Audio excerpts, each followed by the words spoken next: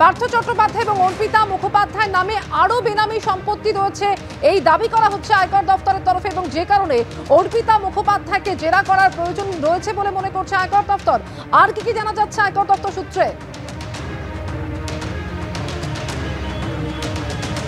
দেখো, তোমার মনে থাকবে যে প্রায় 2 সপ্তাহ আগে ইডির তরফে যেটা দাবি করা হয়েছিল বা ইডি সূত্রের খবর যে পার্থ চট্টোপাধ্যায়ের বেশ কিছু বেনামি সম্পত্তি তারা কিন্তু বাজেয়াপ্ত করেছিলেন, অ্যাটাচ করেছিলেন। তার মধ্যে পাটুলির জমি ছিল, তার মধ্যে হাওড়ায়ের বেশ কয়েক একর জমি ছিল।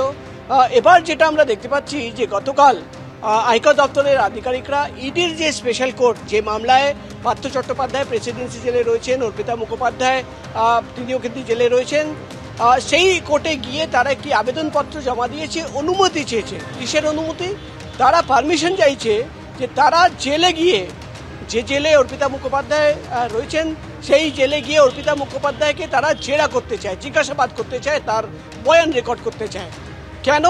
আয়কর দপ্তরের তরফে যেটা আমরা জানতে পারছি যে তারা বেশ কয়েক মাস ধরে, গত কয়েক মাস ধরে অনুসন্ধানের কাজ করছিলেন। কয়েক মাস আগে একটি লিখিত অভিযোগ তাদের দপ্তরে জমা পড়ে এবং সেই অভিযোগপত্রে যিনি অভিযোগ করেছিলেন তিনি অভিযোগ করেন যে এখনও কিন্তু প্রচুর বেনামি সম্পত্তি অর্পিতা মুখোপাধ্যায় এবং পার্থ চট্টোপাধ্যায় এই দুজনের নামে বা বেনামে বিভিন্ন জায়গায় কিন্তু রয়েছে, যেটা কিন্তু ইডি অফিসাররা এখনও খুঁজে বার করতে পারেননি।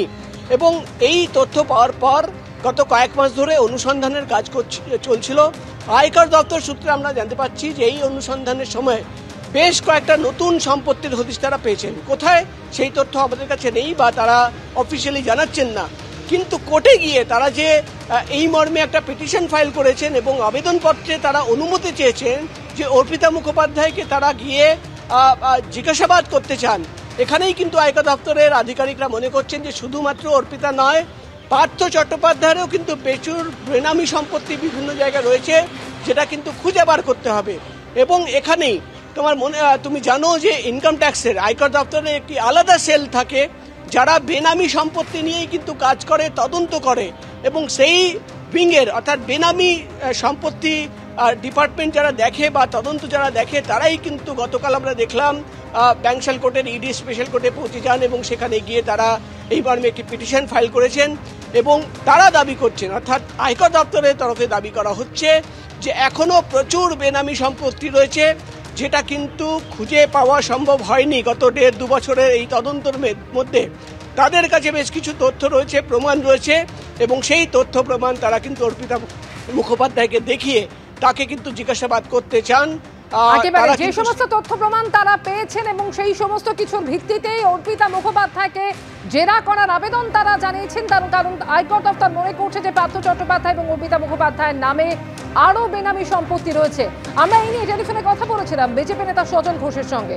কি বলছে তিনি এই বিষয়ে শোনাবো আপনাদের। এত দেরি লাগলো কেন? তারা তো বহুদিন ভেতরে আছে, তাদেরকে ভেতরে থেকে জিজ্ঞাসাবাদ করে এই তথ্যগুলো জোগাড় করতে অনেকটাই বোধহয় সময় লেগে গিয়েছে। আমার সরকার, আমাদের পরিচালনা সবকিছু হতে পারে, কিন্তু দায়বদ্ধতা সেহেতু আমাদেরই বেশি। তাই আমার এই মনে প্রশ্নগুলো আসে। হ্যাঁ, অর্পিতাদের ঘরে টাকা থাকবে, যার টাকা আপনি সামনে থাকবে সেটাই যে শেষ টাকা, এটা তো ভাবার কোনো কারণ নেই। গোপন ভান্ডারগুলোকেও সামনে আনতে হবে। সে তুলনায় আমাদের অনেক দিন দেরি হয়ে গেল। যাই হোক, লেট বেটার দ্যান নেভার। আমার মনে হয় যত তাড়াতাড়ি সম্ভব এই অপরাধীদের দৃষ্টান্তমূলক শাস্তি দেওয়া হোক, এবং পুরো যতটা এইরকম দুর্নীতি করে যে টাকা এরা বিভিন্ন মাটির তলায় পুঁতে রেখেছে, বিভিন্ন জায়গায় ইনভেস্ট করে রেখেছে, সেগুলো মানুষের সামনে আনা হোক। এবং এই টাকাগুলো উদ্ধার করে, প্রধানমন্ত্রী অতীতে বলেছিলেন যে তিনি চেষ্টা করবেন কিভাবে সাধারণ বাংলার মানুষের মধ্যে ছড়িয়ে দেওয়া যায়, পৌঁছে দেওয়া যায়, সেই টাকাগুলো সেইভাবে পৌঁছে দেওয়ার ব্যবস্থা হোক। বিজেপি নেতা সজল ঘোষ বলছেন যে গোপন ভান্ডার সামনে আনতে হবে, অপরাধীদের দৃষ্টান্তমূলক শাস্তি হোক। অন্যদিকে তৃণমূলের রাজ্য সহ সভাপতি জয়প্রকাশ মজুমদার তিনি ঠিকই বলছেন এই নিয়ে, শোনাবো। আমরা তো জানি 2 বছর আগে, প্রায় 2 বছর, 22শে জুলাই 2022, তখন তো এই ঘটনা সামনে এসেছিল, গ্রেপ্তার করেছিলেন এই অর্পিতা মুখোপাধ্যায়কে। এতদিন পরে হঠাৎ আয়করের টনক নড়লো কেন?